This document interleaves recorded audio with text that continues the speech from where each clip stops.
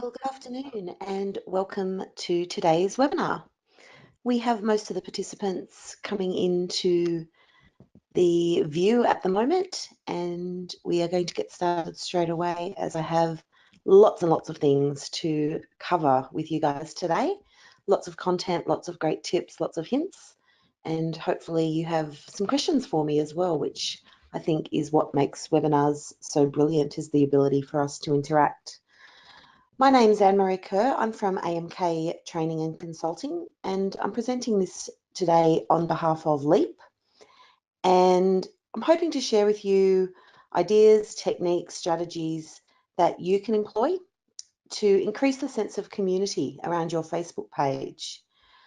There is a focus on not-for-profits and community organisations today, but the tips are going to apply to most businesses as well, because I think what most of us want out of our Facebook pages, whether it be for a small not-for-profit in a regional area or a law firm in the city, we want the people who come to our page to feel like part of a community. So we're going to talk about some of the techniques today that we can use to make sure that that happens.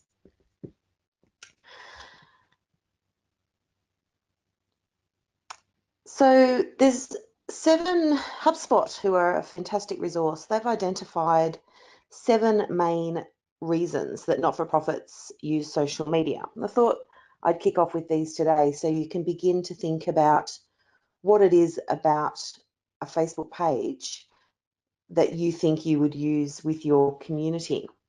So the first one is sharing news. And I think this is sort of the go-to and the main reason we have a Facebook page, is that we want to share what's coming up, what events we have, what's happening in our community. And I think they're all really valid reasons for utilising a Facebook page. There's also brand recognition. So when you're using social media, you need to constantly be thinking about, is what I'm posting within my brand? Am I using colors if that's applicable? Am I using the correct fonts that I've been, instructed or asked to use? All of those ideas sort of come into play there. So I'll talk a little bit more about that when we get to images a little bit further down the track. It could be education about the cause and mission of your not-for-profit or your community group. So telling people exactly what it is you do, what it is you're hoping to do, and the ways that you're going about that. Could also be for fundraising. Not so much an issue here in Australia, although I tell you what, with the ways the funding is changing, maybe it's something we do need to think about. But if you're running a gathering or a trivia night, then social media is absolutely going to be one of your best ways to go about that. You could use it for volunteer recruitment, and Leap does this fantastically. So putting out the call when you need volunteers for a certain event or for an ongoing feature that your not-for-profit is running, your volunteers are on social media. So this is a fantastic way to get the message out. Could also be for donor recognition. So if you run a golf day and people have sponsored, donated prizes, then you really want to spread that message far and wide. And last but not least, employee recruitment. So do you have, some jobs going? Are you hiring? And you can put the word out and encourage people to share that within their social media and on their networks. And then you'll find that, you get a much greater reach than simply putting an ad in the local paper. So once you've identified what you're going to be using social media, and in today's case, Facebook pages, to achieve, it is really important to implement measures for your success as well. Think about what is success for you, and it could be as simple, or starting off as simply as, am I reaching more people? Am I getting more likes? And something I think that everyone should be striving for is, am I engaging and am I encouraging conversations on my Facebook page? And we're going to talk about that one a lot today as well. So the golden rules of social media: be transparent, honest and consistent, listen, respond and be successful. There can be no doubting the power, impact, and empowerment that social media has given to individuals and organisations. It enables the telling of stories, it enables you to spark conversations, but it's no different to communication throughout time. We're just looking at a different format, and communication in person can go well, it can go badly. Social media, it's a little bit the same. Things can go wrong. And leading into that is a very important question. Do you need a policy? Absolutely, positively, without question, you need a policy for social media. And the reasons that a policy is so important for you to have is that it enables you to set boundaries, and it also enables you to have a really great resource for maybe when things aren't going so well. So again, not something I'm going to delve into too deeply today, but it's not about restricting people, hence the padlock here. It's not about locking people down. But once you know where the boundaries are, it gives you a freedom up until that point. So if you have a list of questions that people might be asking about your service, if you have some very defined answers for those questions, then it takes that pressure off staff members when it comes to answering them. They don't have to question, am I giving the right information? The same with negative information or negative commentary on your social media page. If you have a way of responding and you have some set guidelines about how you respond to negative feedback or negative commentary, what you will find is that it takes a little bit of the at the moment emotion out of it, and you're prepared for, you know, you're able to respond in a much calmer manner. And I actually had to deal with this on one of my Facebook pages last week. Someone was hugely critical, and they weren't critical of me or my business. They're actually being critical of a Facebook feature, which all of a sudden is hiding your opening hours and just tells you or tells your audience whether you're opened or closed. So I was very calm and measured. I was slightly annoyed that I had to do it, but I tried to keep emotion out of it because that never goes well on social media if you get too emotional. So a couple of the reasons that you might need a policy: number one, to protect your company's reputation, to minimise confusion about legal issues. So, what can we say and what can't we say before we sort of step over a boundary, to raise awareness of your brand. Okay, so part of your policy might be about, these are the colours we use, these are the positioning and the type of pictures that we use. That's not a restrictive thing. That's very much what your policy can do to empower your employees as well. Some of the things that you might want to outline in your policy, and these are just a few ideas. So what the overall objective is. Are you looking at a customer service page? Is it about sharing ideas? So, have clarity about what your Facebook page's purpose is. And again, that will help everyone when it comes to posting information. What's the tone of voice? If you've got multiple people posting on your Facebook page, it's really important that you all come across in a similar way. And believe me, this is so much easier when there's only one of you because you are the voice. But it's really disconcerting to your audience when you have someone who's very formal and someone who's very fun, and they're sort of posting, next to each other.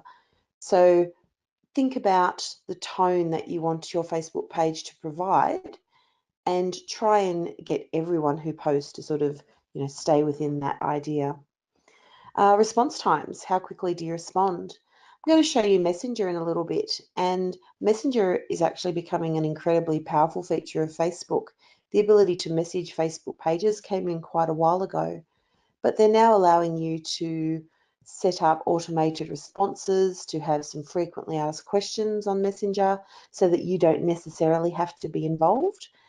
And the advent of the Facebook Messenger bot, BOT, is a very interesting feature which, allows you to basically set up a tiny little robot running in your Facebook Messenger that can send information to people, attach presentations, guide them to your website if that's what's required.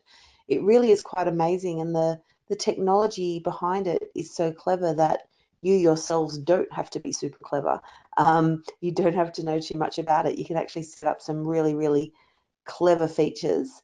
And I was at a conference last week where HubSpot in particular did this in a really clever way and absolutely inspired me to go away and learn more about it.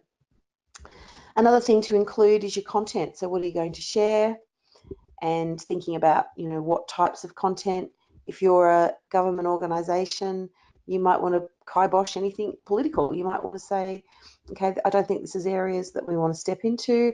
But if you're a local neighbourhood centre and you believe that advocating for your community is really important, then it might be something you allow. So the tone of your organisation and what you do is very much going to be impacted by this. And then, as I've already mentioned, just dealing with negativity and complaints. So what's your complaints procedure? Think about how this will look in social media, and try to avoid getting into those emotional slanging matches online, because no one's going to win when that happens. So social media governance is a really great resource that I can just share with you there. There are some pre-built policies that you can download and edit and work with. And if you're particularly worried, you might want to just get a local lawyer involved, just get them to cast an eye over it, because as we're all discovering, what happens on social media definitely stays on social media and can come out and bite us in the real world as well.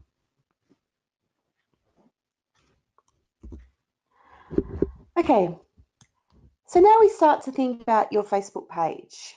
And for those of you who have a very active Facebook page at the moment, you're probably thinking this is a very strange statement for me to make, which is start by not thinking about social media. But where a lot of people get themselves stuck, and where they make some very, very big and very costly mistakes, is they get themselves into the mindset that it's all about the social media. We need a Facebook page because everyone tells us to. Okay, we're going to create a Facebook page. We're going to put some content up there. We're going to do all these things we've been told. But what they're often forgetting is what needs to come before that. And they need to think about, what do we as an organisation, what is our role? What is our objective in our community? What is it that we want to do? How do we want to grow? How do we want to improve?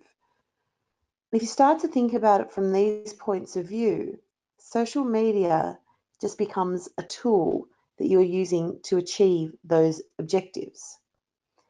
If you think about social media as an objective within itself, it's not going to work so well. It absolutely has to tie in with the goals, the mission, the vision of your organisation. Then once you know what that is, you can start to look at how social media can help you reach those goals. So it's not just a megaphone for your business. It's not a way for you to stand out on the street and tell people about yourselves. Social media doesn't work like that. But if you can use it to craft your story, to craft some very clever, potentially advertising, then you're going to win in the long run. But so are your community, more importantly, because they're absolutely at the centre of all of this. There are lots of social media forms out there. As I said, today we are focusing on Facebook pages. And if you try to have a presence on all of them, none of them are going to work. And by working with the community organisations and the not-for-profits, Instagram and Facebook are your friends. They really are. They're the two spaces where you can make really great headway. You've got very, very large audiences to work with. But just as a bit of an aside, don't discount LinkedIn. LinkedIn is becoming very powerful, and it is a tool that I think most business managers, people working in the community sector can absolutely gain from, and we'll be covering LinkedIn in another session. So you need to concentrate on, when you're setting up your Facebook page, you need to concentrate on growing your audience and increasing engagement. Okay, And you can do this by becoming a bit of an authority on your subject matter. So if you are the head of a transport organisation in regional New South Wales, you can share what you know about your area, your business, transport in general. You know, you've got all these fields that you can start to say, hey, we as an organisation, we really know what we're talking about and we're willing to share that information with you. You can then start to engage your community around these ideas and listen to their feedback. So by asking questions, posing questions on your page, listening to the responses and actually encouraging that conversation. And the conversation doesn't have to be between you and your audience. It can start to be between your audience members as well. And interestingly, Facebook regard this as authentic conversation and authentic engagement. So if you can start people, you know, having a bit of a chat on your Facebook page about an issue, then you're actually a long way to getting more people to see your Facebook page as well, because the higher Facebook rank what's happening on your Facebook page, the more that people are actually going to see it and your audience are going to see more of what you post. So don't just blast information out. Think about how it can be crafted in such a way that you're encouraging that engagement and that listening. Build that conversation and have a little bit of consistency about it as well. So, you know, if you have a local issue of the week on your Facebook page, you know, not a bad idea. Do it on a Wednesday, Wednesday's issue of the week, so that people who are following your page start to see that that's what you're doing, and then they know that that's when they can start to get involved. A big part of that authority that you need to generate is becoming an expert. And this is sort of one of those social media tips that it's so vital to what you do. You know, I'm known as a bit of a geek. That's okay with me. That's my thing. So when people have questions about technology or anything to do with social or web or Excel or PowerPoint, I'm often their go-to because, you know, over time and through my sharing of knowledge, I've sort of managed to carve out that as my little bit of expertise. So you can do this in several different ways. And one that I'd absolutely recommend is blogging. Now, blogging is absolutely the oldest of our social tools. It has been around now for about 18 years. And I think when it first got created, funnily enough, it had the same action as social media tools that have come out since. So it's the whole, why do we care about what people ate for breakfast? Because weirdly, that's how a lot of these social media platforms start. When people were blogging, they were writing about what they had for breakfast. When Facebook came about, they were photographing it and then writing a description. When Instagram came about, they were just beautifully styling their granola and spirulina and popping it up there for us. But as the platforms age and as they evolve, they do become so much more than that. And blogging now is really your long format words where you can really nut out a great idea, a great thought, a great technique, some useful tips that someone can take advantage of. So the blogging, although it's not your Facebook page, it becomes slightly integral to it. So your blog would live on your website, for example. If your organization has a website, I would absolutely encourage you to implement a blog page or a latest news page on there.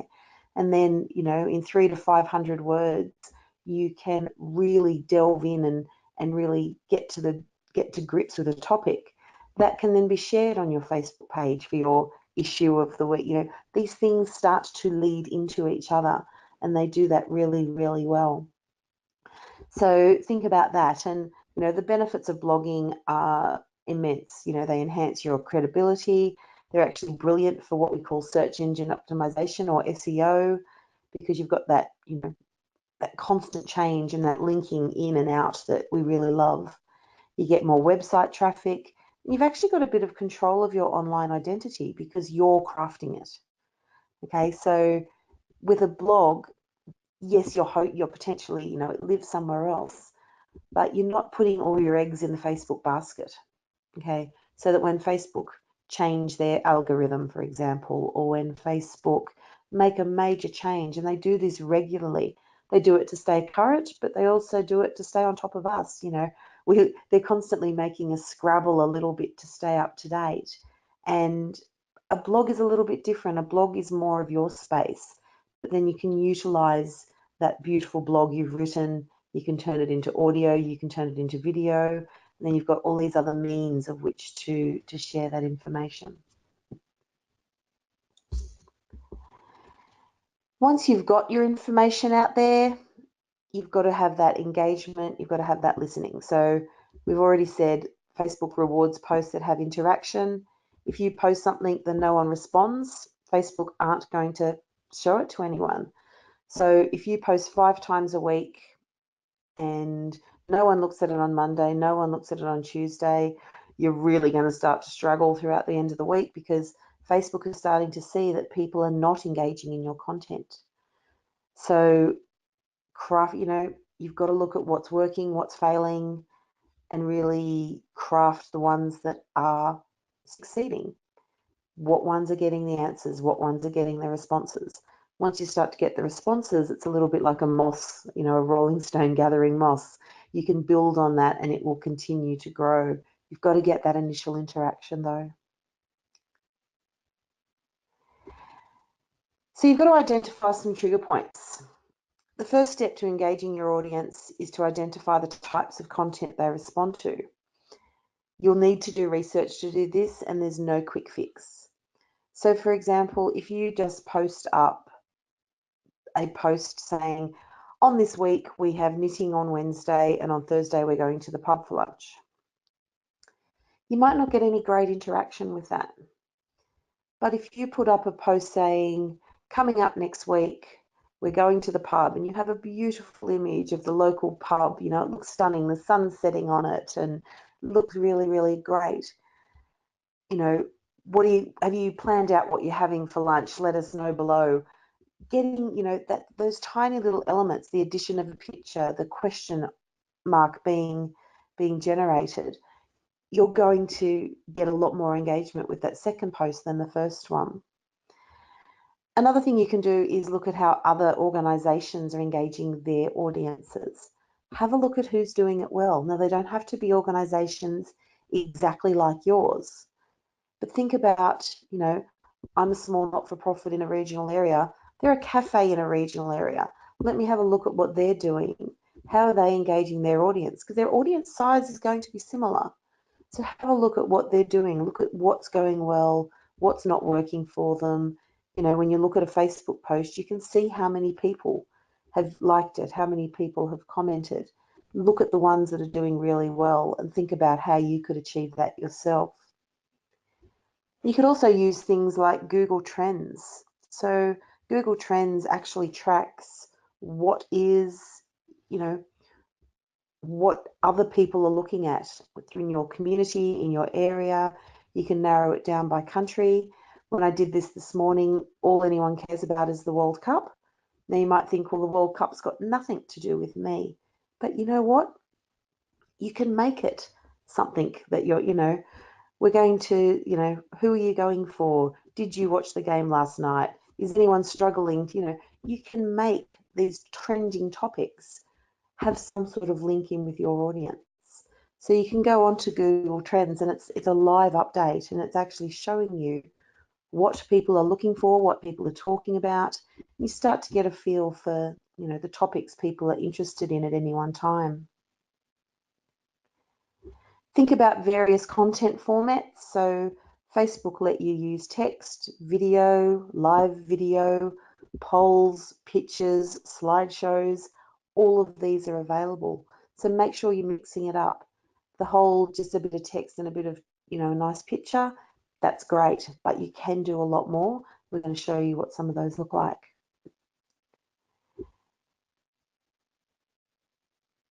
Don't be afraid to use humor. Okay, so when you're engaging, people will, respond, they'll have a laugh. So think about how you could use that as well.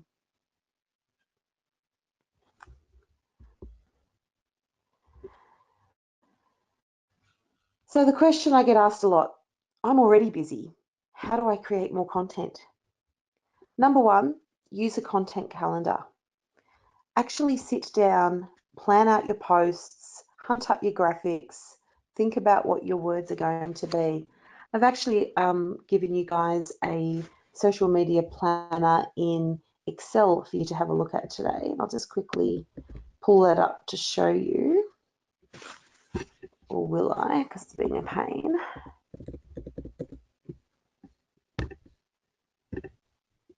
There we go. So I've only done 3 months because, gee, if you can use 3 months worth, I will be so super impressed, and I will give you a gold star. And basically all it is, it's an Excel spreadsheet, it's a little calendar, and it's asking for potentially up to 4 posts per day. Now, this is not necessarily saying you have to have 4 posts a day, but the 2 to 3 mark is not out of the question.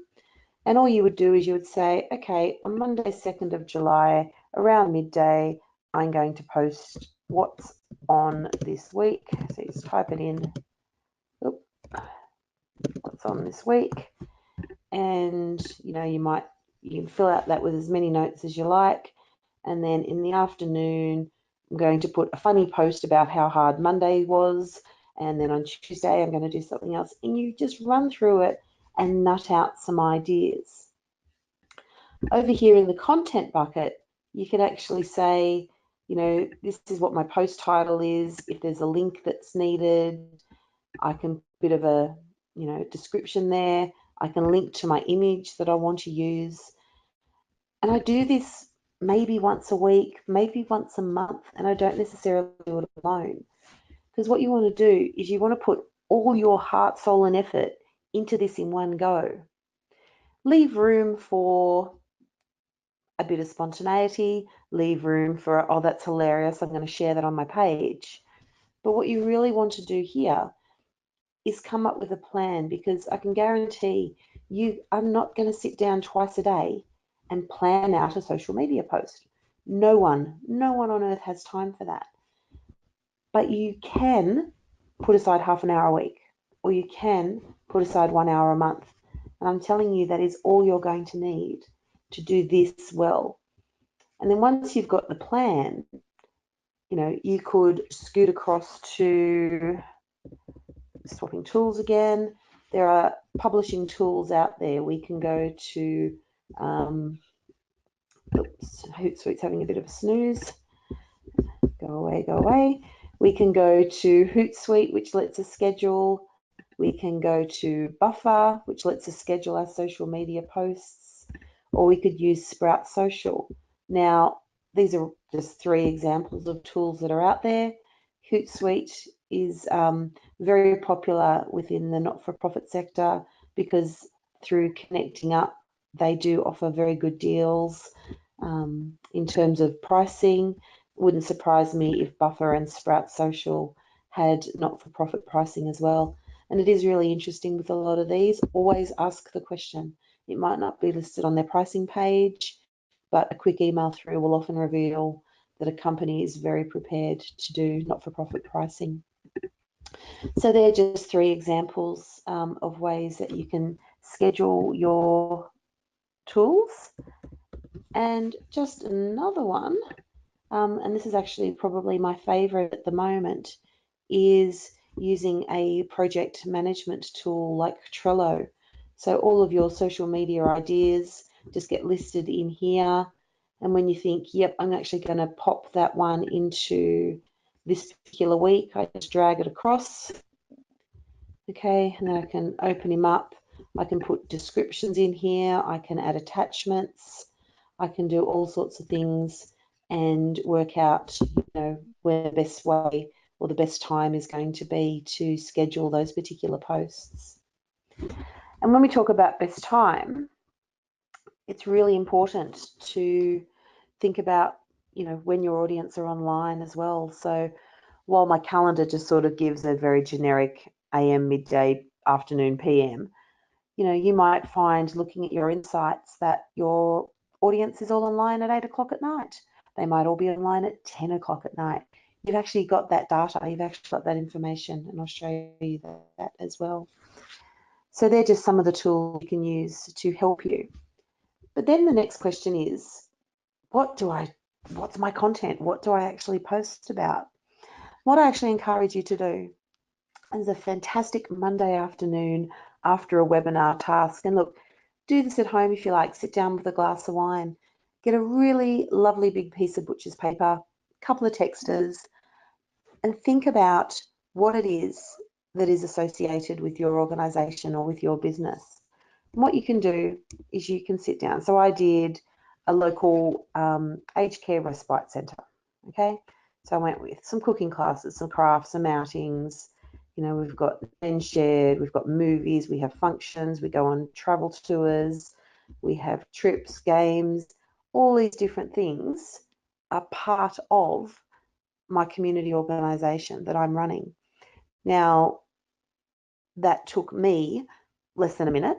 I'm not even part of that organisation, but it's such a great task to do, and you find that once you get going, you'll start going on all these little sprouts. Well, where do we go on bus trips to? Let's list them. What plants are planted in our garden? Let's list them. What cooking classes are coming up? Will they all become events? What craft items are we creating? They each become a potential topic that you can post about, because you need to keep creating fresh content. People don't want to see the same thing over and over again. Some of the Facebook pages I follow, it's the same image, the same brand, the same logo. I start to ignore it. It starts to become just white noise on my Facebook feed. But if I can offer them up something different every time, I'm going to start to get, a lot more impact. And what you potentially are going to need to do here is you're also going to need this for two different audiences. So you might put the same post up twice, and one might be for the local community, and one might be for the people who are actually part of your organisation or connected to your organisation in some way. Don't necessarily think that you only need to post about something once. The chances of people seeing it without you actually paying quite a lot of money is actually really low. So post things with different images, post things with slightly different captions, and see, which one's getting the best interaction, which ones are working. Do more of those. Other things that you can start to think about in terms of your topics, we've got things like, what are our future plans? Where are we going as an organisation? If you do any sorts of strategic planning, things like that, let your audience know about that. Take some great photos on the day. Photograph the whiteboards and the flip charts and the mind maps that you create, and share them, because they're going to look really great. A little bit like that, we have, a watch this space. We've got something exciting coming up soon. We've got, new products and services. What's happening? Are we adding to our services with, things like the NDIS coming in and My Aged Care? There's lots of things to tell your audience about. Inform them, take them to sites, take the latest legislation, put it into nice, friendly words for them, and, you'll garner a following, because people will think, these guys know, these guys are helping, these guys know what we're going through, and they're doing their best to help us. Follow the seasons, jokes about the weather always go down a treat, but, welcoming to spring, welcoming to summer, things like that are great. Happy whatevers, happy take your dog to work day, happy, I think last week was nude hiking day or something along those lines. Again, this is bringing that humour into it that is very much going to be appreciated. Okay, we've got other things, we've got testimonials, we've got any awards that we get. All of these things are potential topic banks for you. If you were to only pick one or two of these a week, your social media calendar is going to fill itself out with a lot more ease than if you just sit down daily and go, what am I going to write about today? Because that's where you're really going to struggle. Okay, does anyone haven't got any questions at the moment? So I am going to just keep powering on. Just remember that you can type in a question if you have one using the panel, and I'll have another look in about 10, sort of 15 minutes or so after we've looked at some images, which is our next very interesting topic. So going to look at creating beautiful images, and something I encourage all of you to do, whether you are a single person not-for-profit or a large organisation or a for-profit business, have an image library. Now there's 1,000 ways you can go about this. If you're not so keen on being in front of the camera yourself, try and find a photographer who will make you feel comfortable in front of the camera. They are definitely out there, and they really can go a long way to helping you build up that image bank. You might find someone local who is prepared to come into your organisation for a few hours and take photos of the staff, your clients, the people you support, really build up a great bank of images that you can repurpose and reuse on social media. We love seeing the people behind a business, so I think that's really important. Other things to do is to be very organized with your images. So I would suggest, even if you're using a combination of photos people have taken with their iPhones, some professional images, some stock photos that you found on the web, organize them well. Create a folder, preferably in the cloud somewhere. So utilizing something like Google Photos or Dropbox, where people throughout your organization can go and get those images when they need them, so that you all have access to the same feel of images, the same ideas, and people aren't sort of scrambling and going, oh, that'll do. That's, that'll do for now, when it's not on brand, it's, not the style you're really going for. So be really organized with that when you're creating your images. And here's just a quick example. I'm going to scoot over into the web again in a sec, of the difference a great image, and a bit of work can make. So if you're scrolling through your Facebook feed, what are the odds of you actually looking at something like this? I've put, thanks for the awesome training session we had the other day. It was so relevant to our needs, and it reinforced that we're heading in the right direction. That's a great quote. I'd kill for that quote. I made it up, by the way.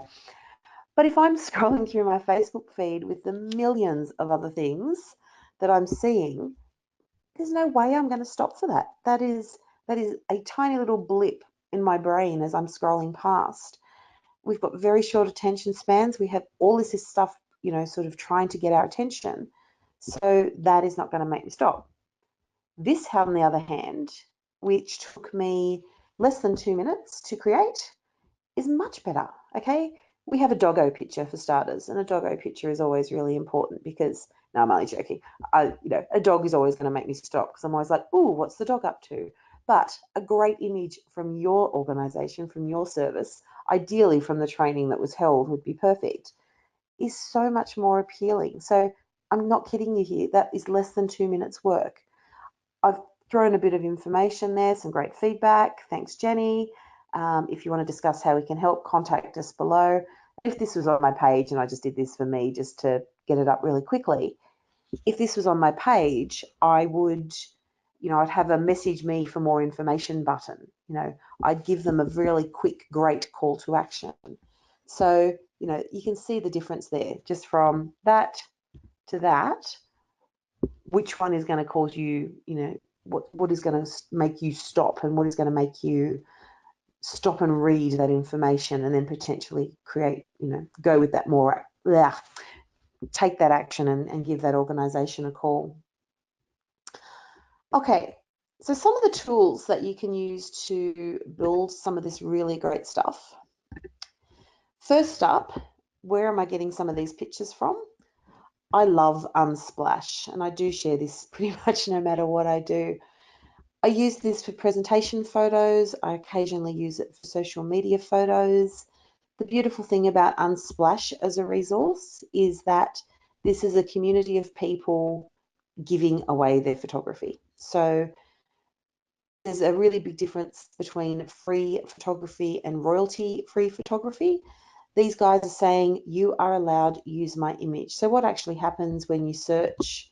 So if I searched for puppy, just as a, why not? I have 614 free puppy pictures. They're adorable, and we could sit here forever. But let's just say I wanted to use this little guy. I can download him, and what will happen is he will hopefully very quickly pop up into my, there we go. And then this little pop-up comes up that says, crediting isn't required, but it is appreciated and allows photographers to gain exposure. So I can copy that text, and then wherever I use that image, I can paste that little bit of crediting in as well. So that's a really nice give back to the photographers. And I do actually know people who've contacted photographers and commissioned them to do some work out of this, which is really great. The other tools that are very, very handy, one that I love is Canva. So Canva, C-A-N, whoop, there's my little doggo that's been downloaded. Canva is a graphic design tool that allows you to create graphics, particularly for social media, but also allows you to create presentations and flyers and pretty much any sort of marketing material that you can think of. And what you can actually see here is an example of where I've created 3 different versions of something, all from, you know, a very similar branding perspective. So what Canva allows you to do is to create a design, and you can choose the type of design that you're going to create. So if I click on my little more button here, we have social media posts, we have documents, we have ebooks, marketing materials, headers. So a really important element of your Facebook page is a header. So we can actually come in to these. I don't know why I'm not getting my more button. Being a bit of a pain there. But I can do an event cover just as an example. And when this loads up, gives you all these great templates to work from. If you're particularly creative, you can get from scratch. But what a lot of people love in the Canva world is the ability to say, oh, I really like that. And then I can just, you know, double click, change the text, change the graphic. I haven't really got to do too much thinking about, you know, fonts and layout and all those sorts of things. And it's a nice, quick and easy way. And then you can download that image once you've finished it. You can also access photography or stock photography within Canva as well. So if I needed a picture of a puppy, I'm telling you, once I've got a theme, I tend to stick with it. I can bring these little, you know, little paw prints out, for example, and decide I don't want my little 4 leaves. I don't want them at all. Okay, so I can delete them. And I can use my little puppy paw print instead. Okay, so I can drag him up. You know, you can see how lost you could get in this very, very quickly. And it's great. So there is free Canva. You can also subscribe as a pro user. It just lets you do things like save your brand colors and fonts in there. You can upload photographs, and you can upload your own logos. So, you know, this is actually my little doggo. I can drag her out into the mix if I want to bring her in. And you can put your logos up there as well. So, you know, I can drag those out if I need them. Really, really great tool, very easy to use. And there are apps as well. So I often find that I've only got my phone on me and I really need to quickly do a social media post for my Facebook page. I can do that really easily using Canva. The other one that I do use and I do love is Adobe Spark. Now, I am an Adobe user, so this is partly why I do like this, but I can create a new Facebook post or a new post. I can come in here and say I want to start from scratch. Again, it goes through its little creation process, but again, it will let me choose from Twitter sizes, Facebook sizes, Instagram, squares, you know, whatever you feel like doing. I can go into social profile, I can create a new event cover. All of these features are there. Sizes get updated nice and easily. So all of these tools, sort of Canva, Spark, Unsplash, they're all great for helping you achieve that final outcome, which is that great community. And finally, we head over into Facebook itself. It's taken us a little bit to get here today. So when you go to your Facebook page, I am logged in as an admin here. Now, a really very important tip, particularly for those of you out there in the tiny community space, if you're the only person in your organisation, please don't be the only admin of your Facebook page. Really important that you pull in someone to help. I'm the backup admin for about 10 different pages, purely so that if anything happens to your account, nothing, you're not going to get locked out of your Facebook page. You're still going to be able to share messages with your community, and you're not sort of going to get, lost in that sense. So go into your settings very quickly one day, go into page roles and just, find someone else who is willing to be an admin with you, so that, you're not stuck there on your own. So I'll take you on a very quick little tour of the page. Just want to encourage you to try some of these things out. So when you go to write a post as your page, now notice the little symbol here. It's the same as my little logo up here. This means I'm acting as AMK. I'm not acting as Anne-Maree. We're two very distinct people. But what you can do is you can swap. So when I go to a post, and this is one that I put up earlier today just to be a bit silly, I did a little poll, which was, if I gave you an unlimited budget to buy a new laptop, which would you choose? Tell me why in the comments. So I've got some elements here. I've asked a question. I've encouraged some feedback. So I've encouraged people to, actually respond to me.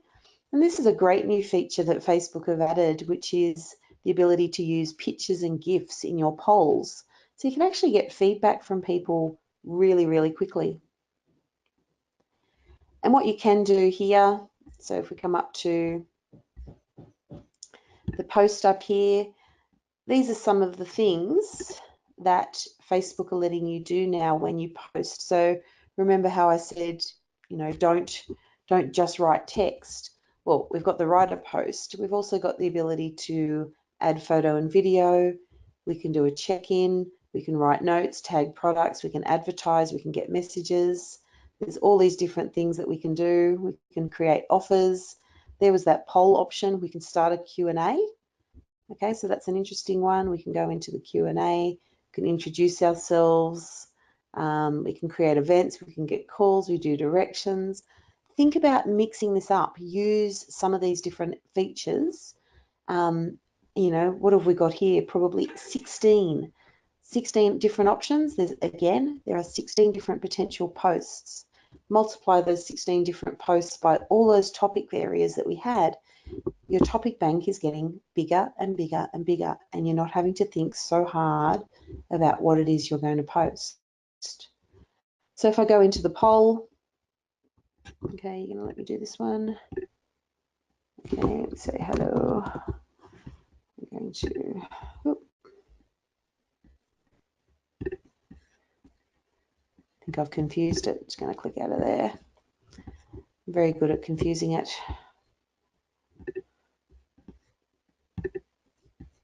Okay, we'll click on my little, very random. That's all right. I've got my little one there. That's why I always pre-prepare these things. I updated my cover photo. Now, again, that's a really good thing to do regularly. If we have a look up here, okay, so I've thrown in a little bit of a description about what I do just on my cover page there. That was created in Canva in a couple of minutes, so that was really nice. And that wasn't too hard. Another thing to think about is groups. So Facebook are actually letting you create groups attached to your Facebook page now. There's multiple benefits of this. So I've got a group here which is social media for small business. So this was for a training run that a colleague and I did, and we actually created that group so that there was a bit of a safe space for people to ask questions and provide feedback and really keep each other in touch with what they were doing.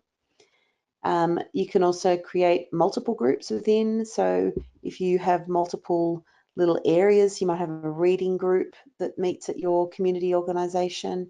You could create a little side Facebook group for that. The advantages are that it is a bit of a safe space.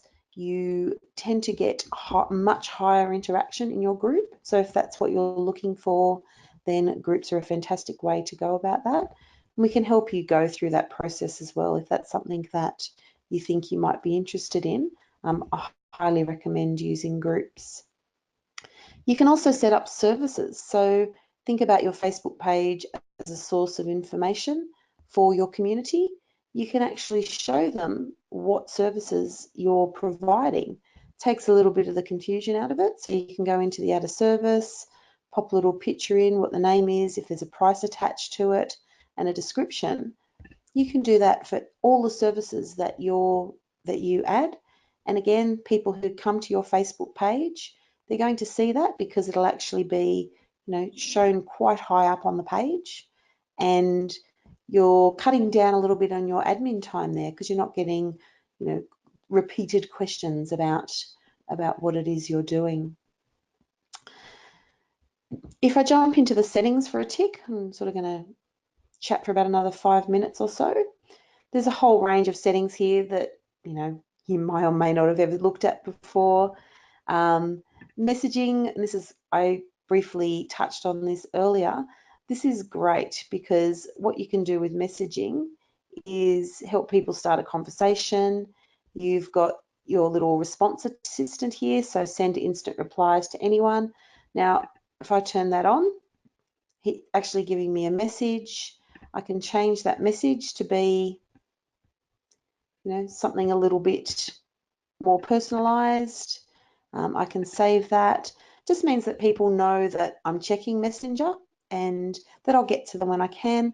And you can be a little bit specific there in saying we answer messages between the hours of, give them some very specific times.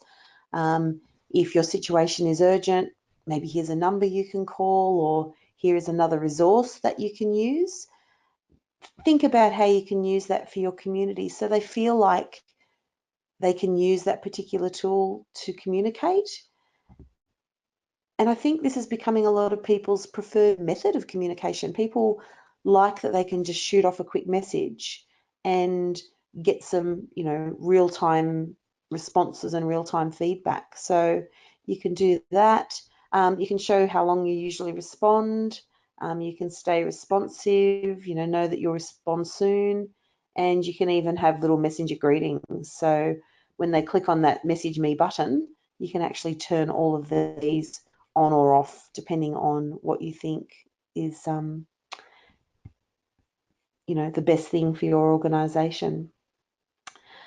Other things that you can do that are going to be great for your community is think about using video. Now, video is a really scary one, but the interaction on video is really, really high. So if you're doing something really fun at your organisation or at your community, or if you've got a really important message, but you sort of think, oh, I could type this up, and maybe you do that as a blog post, then think about getting over that fear of being in front of the camera and maybe going live with a live video. Now you can go live from your computer, you can go, and that just uses your webcam.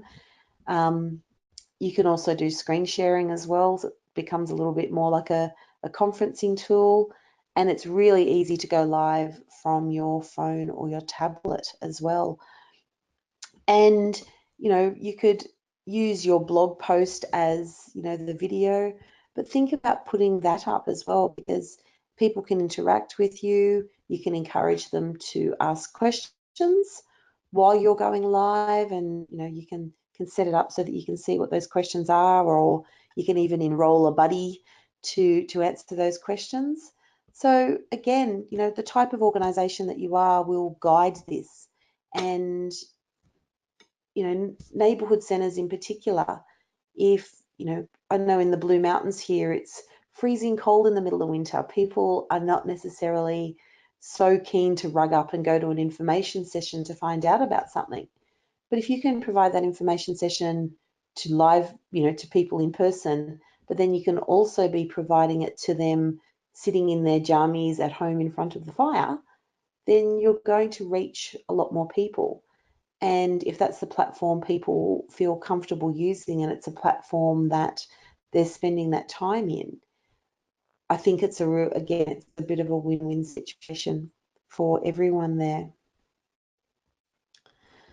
So they're just a few of the ideas that hopefully you can start to implement. Just going to scoot back to my PowerPoint page there. And we don't have any questions. You guys are being very, very, very quiet today, but hopefully you have got some great advice out of today's webinar. I have loved presenting it to you. It has been a lot of fun. I do encourage you to go across and like both the AMK Training and Consulting page and the LEAP page as well. And that's how you can stay in touch with what training and webinars are coming up. We're looking at doing at least a monthly webinar on lots of different topics, and we might even put a poll up on the LEAP page a little bit later on today, and you can let us know what topics you would like to see in this 1 hour webinar format. So I've had a blast. I hope you guys have too. You will receive an email in the next hour or so just asking you to fill out a short 2 or 3 question survey. And we, as a not-for-profit and a funded organisation, would absolutely love it if you could take the time to fill that out, or shoot us a quick email or a Facebook review even. There's all these different ways that you can communicate with us now. Have a wonderful afternoon. I hope it's not too cold where you are today, and I will see you all again soon.